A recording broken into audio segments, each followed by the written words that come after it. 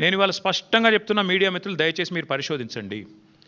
వాస్తవం ఏంటి అంటే 1,50,000 కోట్ల మూసి బ్యూటిఫికేషన్ అని చెప్పి ముఖ్యమంత్రి గారు ప్రకటించగానే మేము అడ్డుపడ్డాం.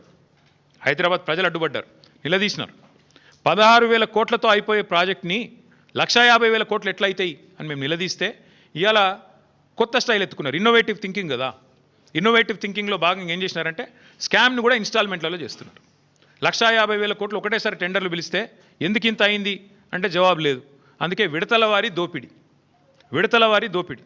మొదలు 1,100 7,700 చేయాలి, ఆ తర్వాత ఇంకోటి 5 రూపాయలు ఉన్నదాన్ని 40 రూపాయలు చేయాలి, పెంచుకుంటూ ఆఖరికి మొత్తం స్కామ్ మళ్ళీ 1,50,000 కోట్ల కాడికి తేవాలి. ఇది వీళ్ళ ఎత్తుగడ.